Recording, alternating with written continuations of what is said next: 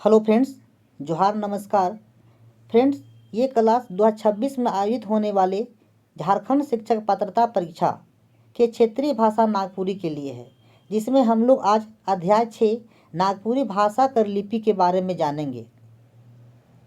लेकिन इसी प्रकार के और वीडियो को देखने के लिए आप चैनल को लाइक, सब्सक्राइब, शेयर कर लें, ताकि नागपुरी भाषा से बनने वाले महत्वपूर्ण प्रश्न आप तक पहुंच सके। तो चलिए बिना देरी किए बढ़ते हैं नागपुरी कर लिपि की ओर। लिपि कौन भाषा खातिर जरूरी है, अनिवार्य नहीं। कहता है लिपि जो है किसी भाषा खातिर क्या है, जरूरी है, अनिवार्य नहीं है। से हिया कर भाषा के रोमन, कैथी, बंगला, उड़िया, उर्दू और अरबी में लिखल जाता है। कहता है कि लिपि जो है किसी भाषा खातिर क्या है, जरूरी है, अनिवार्य नहीं है। इसीलिए यहाँ का जो लिपि है इसे रोमन, कैथी, बांग्ला, उड़िया, उर्दू और अरबी में लिखल जा रहा है न जाता है।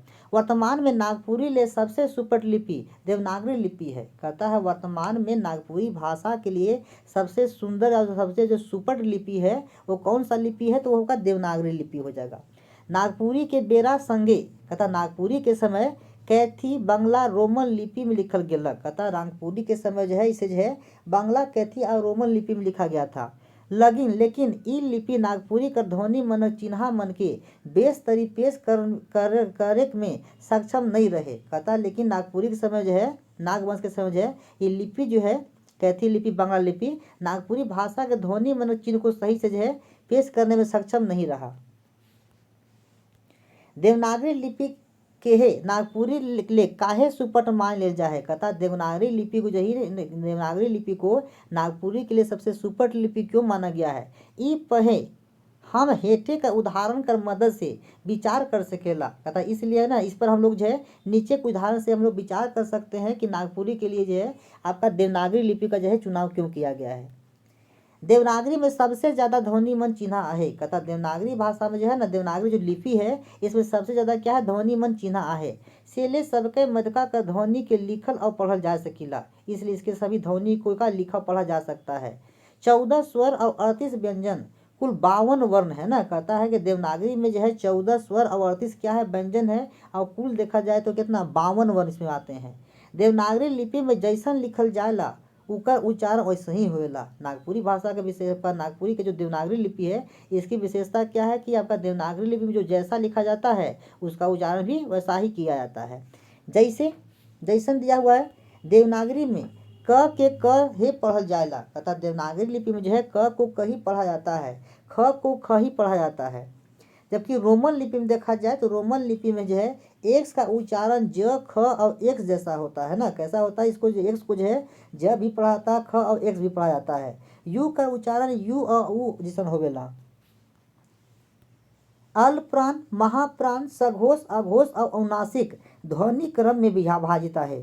कहता है कि नागपुरी का जो लिपि, देवनागरी का जो लिपि में जो है वर्णों को अल्प प्राण, महाप्राण, सघोष और अघोष अनुनासिक में जो है अलग अलग ध्वनि क्रम में जो बांटा गया है। जैसे आपको अल्प प्राण ना, अल्प प्राण में कौन कौन आ जाएगा, अल्प प्राण में क, च, ट, त, प, ग, ज, ड, द, ब, यानी प्रत्येक वर्ग का पहला और तीसरा जो वर्ण होता है इसे हम लोग अल्प प्राण कहते हैं ना। कहता है कि अल्प प्राण में कौन कौन से वर्ण आते हैं, तो प्रत्येक वर्ग का, जैसे क वर्ग, च वर्ग, त वर्ग, ट वर्ग, प वर्ग, ये जितने वर्ग हैं प्रत्येक वर्ग का पहला और तीसरा जो वर्ण होता है यानी क और ग, ठीक है, इन वर्णों को जो है अल्प प्राण कहा जाता है ना। क्या कहा जाता है, तो अल्प प्राण कहा जाता है। तो अल्प प्राण में कौन आता है, अल्प प्राण में प्रत्येक वर्ग का, जैसे क वर्ग हो गया तो क वर्ग का जो है क वर्ग का पहला और तीसरा वर्ण क और ग को क्या कहा गया है, तो अल्प प्राण कहा जाता है। ठीक है, अब आते हैं महाप्राण। महाप्राण में प्रत्येक वर्ग का दूसरा और चौथा वर्ण जो है इसे महाप्राण कहते हैं ना। कहता है प्रत्येक वर्ग का दूसरा और चौथा जो वर्ण होता है इसे क्या कहता है, महाप्राण कहा जाता है। जैसे ख, छ, ट, थ, फ, घ, झ, ढ, ध, म, प्रत्येक वर्ग का दूसरा और चौथा वर्ण क्या होगा, तो महाप्राण हो जाएगा। अब है अघोष। अघोष क्या है, प्रत्येक वर्ग का पहला और दूसरा, प्रत्येक वर्ग जैसे क, ख, ग, घ, अंग, इसे कवर्ग कहा जाता है। उसी प्रकार च, छ, ज, झ, इया, इसे चवर्ग कहा जाता है। ट, ठ, ड, ढ, मूर्धन्य न, इसे क्या कहता है, टवर कहता है।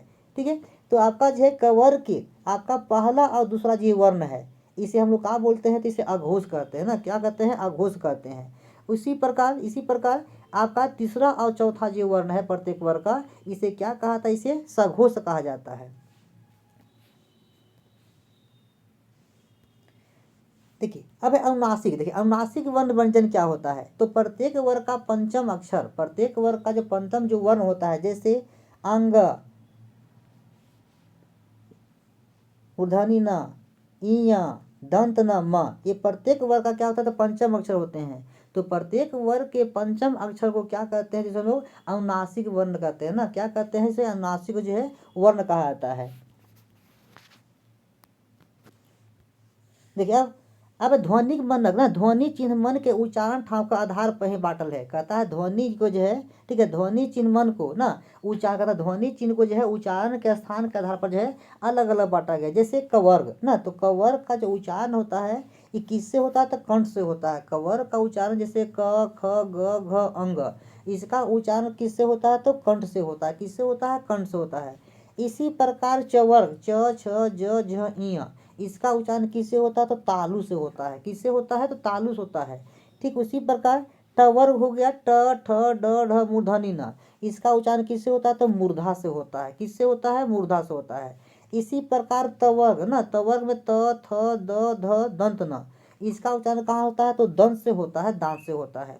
इसी प्रकार हो जाएगा पवर्ग प फ ब भ म, इसका उच्चारण किससे होता है, तो ओठ से होता है। आगे देवनागरी सिर्फ नागपुरी में नहीं बल्कि अन्य दोसर लिपि मन में हो आपन प्रभाव डालेला। नागपुरी सिर्फ नागपुरी में ही नहीं बल्कि दोसर लिपि मन में ही प्रभाव डालेला। जैसे शारदा लिपि, शारदा लिपि जो उत्तर लिपि हो जाएगा, तमिल लिपि जो दक्षिण भारत का हो जाएगा, उड़िया लिपि जो पूर्वी भारत का हो जाएगा, गुजराती लिपि जो कहाँ हो जाएगा, पश्चिमी लिपि हो जाएगा। इसमें कोई संदेह नहीं है कि नागपुरी भाषा एक स्वतंत्र भाषा है और इसका विकास सुदूर गांवों से होकर नगरों तक फैल गया है। नागपुरी को लिपिबद्ध करने के लिए कालांतर में विभिन्न लिपियों का प्रयोग किया गया है। ये लिपियां कैथी, बांग्ला, रोमन और देवनागरी में है। पिछली पीढ़ी के लोग नागपुरी लिखने के लिए कैथी का प्रयोग करते थे। कहता पिछली पीढ़ी के जो लोग थे वो नागपुरी लिखने के लिए किसका प्रयोग करते थे, तो कैथी लिपि का प्रयोग करते थे। ऐसे नागपुरी भाषी जो बंगाल के सीमावर्ती क्षेत्रों में रहते थे, वे नागपुरी को लिपिबद्ध करने के लिए बांग्ला लिपि की सहायता लेते थे। ईसाई मिशनरियों के आगमन के पश्चात रोमन लिपि की सहायता से नागपुरी में बहुत कुछ लिखा गया है। कहता है झारखंड में जब ईसाई मिशनरियों का जब प्रवेश हुआ था 1845 ईस्वी में, तो उनके द्वारा भी, ठीक है, आपका जो है इसका बहुत बढ़ चढ़ कर प्रयोग किया गया। ईसाई मिशनरियों का अधिकांश नागपुरी साहित्य रोमन लिपि में है। कहता है ईसाई मिशनरियों का अधिकांश जो है साहित्य है वो आपका वह है तब का रोमन लिपि में भी मिलता है। नागपुरी के साथ साथ जो है फिर देवनागरी के साथ साथ जो है आपका रोमन लिपि में मिलता है। पर अब नागपुरी भाषा के लिए एकमात्र लिपि देवनागरी है। कहता है नागपुरी भाषा का एकमात्र लिपि कौन है, तो कहता है कि नागपुरी भाषा का जो एकमात्र लिपि है उस लिपि का नाम क्या होगा, देवनागरी लिपि हो जाएगा। अब सभी लोग नागपुरी लिखने के लिए देवनागरी का ही प्रयोग करते हैं ना। कहता है अब अधिकांश लोग जो है नागपुरी लिखने के लिए किस लिपि का प्रयोग करते हैं, तो आपका हो जाएगा ना देवनागरी लिपि का प्रयोग करते हैं। तो ये था नागपुरी कर लिपि। इसी तरह के वीडियो को देखने के लिए चैनल को लाइक, सब्सक्राइब, शेयर करें। थैंक्स।